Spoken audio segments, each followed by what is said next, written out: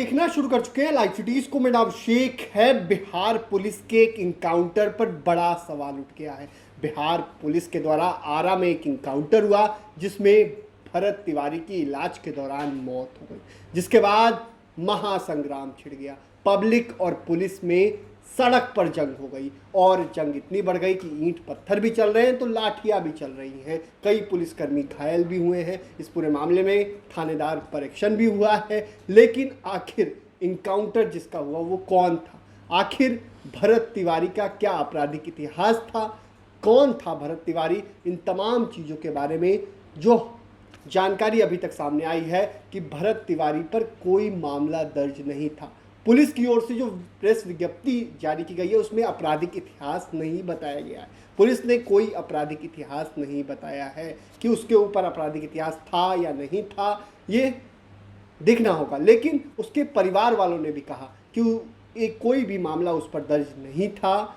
लेकिन पुलिस ने इनकाउंटर क्यों किया? आपको पता है कि एक वीडियो वायरल होता है किस तरीके से उसमें भरत तिवारी पुलिस पर हथियार दिखाता है, मतलब पिस्टल जो हथियार है वो दिखाता है। देसी कट्टा भी हो सकता है या पिस्टल जो भी है वो दिखाता है और उसके बाद फिर वीडियो वायरल होता है। फिर क्या कुछ नहीं होता। आपने देखा होगा किस तरीके से सवाल। मुख्यमंत्री सम्राट चौधरी भी कहते हैं कि हमने एक वीडियो देखा, हम खुद चिंतित हो गए। और उसी दौरान खबर आती है कि बिहार पुलिस ने इनकाउंटर कर दिया। अब इस इनकाउंटर को लेकर तमाम सवाल उठ रहे हैं। आरा में तो बवाल हो ही रहा है। लेकिन जो जानकारी है, भरत तिवारी बीएससी का छात्र बताया जाता है, तैयारी कर रहा था।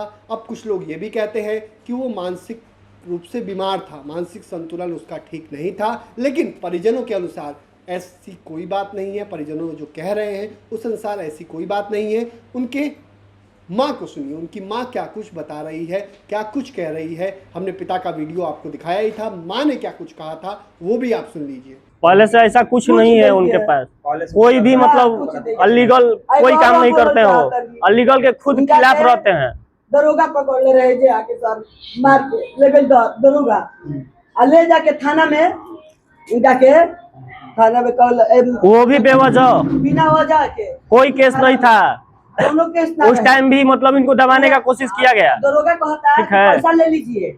हाँ, यहाँ का जो दरोगा है वो दरोगा कहता है कि पैसा ले लीजिए, आपस केस ले लीजिए। डीएम को जब बोलते हैं आपस ले लीजिए, दरोगा कहता कि भारत भूषण कहलन कि नहीं, हम पैसा नहीं लगेंगे, पैसा पर नहीं बिकेंगे, पैसा ले लीजिए। हाँ, ये लोग खरीदने का भी मतलब प्रयास किया है। दरोगा यहाँ का खरीदने का भी प्रयास किया गया है उनको। ठीक है, यहाँ भी आए वो लोग बोले हैं। आपका कहने का तात्पर्य है कि जवैनिया के जो बाढ़ कल ही देख लीजिए आप, कल ही का वीडियो में यहाँ के जो एसआई सर हैं क्या बोल रहे हैं आप देखिए। उसमें वहाँ पे पूछा जा रहा है उनसे कि आपको क्या चाहिए। जो लोग जवैनिया के यहाँ पर जो शरण लिए हुए उन लोगों के पक्ष से लड़ाई कर ले। तो आपने सुना कि क्या कुछ माँ ने बताया है। माँ ने साफ साफ कहा कि उस पर कोई मामला दर्ज नहीं था, पुलिस ने जानबूझकर उसे मार दिया।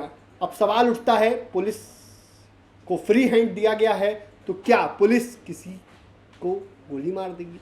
बड़ा सवाल उठ रहा है। लेकिन अब क्या वजह रही, क्या नहीं रही, ये तो जांच का विषय है। क्या इस पूरे मामले की जांच निष्पक्ष की जाएगी? क्या बिहार पुलिस की दूसरी एजेंसी इस पूरे मामले की जांच करेगी? ये देखने वाली बात होगी। लेकिन अभी तक की जो जानकारी आई है, अभी तक पुलिस रिकॉर्ड में जो पुलिस की ओर से प्रेस विज्ञप्ति जारी किए गए कई बार, उसमें उसका आपराधिक इतिहास दर्शाया नहीं गया है। उस पर मामले थे या नहीं थे, इन तमाम चीज़ों के बारे में अभी तक स्पष्ट पुलिस का वक्तव्य सामने नहीं आया है। तो सवाल उठ रहे हैं, जब आपराधिक इतिहास नहीं था, बड़े बड़े अपराधी भी है बिहार में, तो दो गोली मारने की क्यों जरूरत पड़ी? उसने क्या पुलिस पर फायरिंग की? पुलिस का कहना है कि उसने फायरिंग की, इसकी जवाबी कार्रवाई में हमने कार्रवाई की।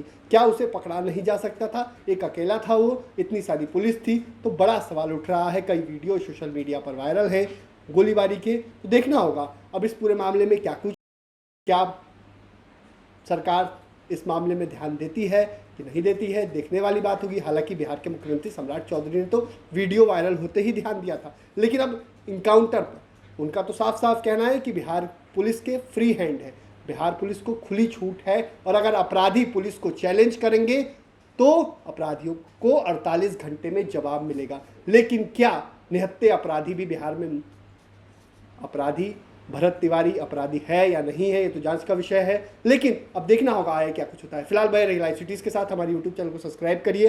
फिर पे चला के धन्यवाद।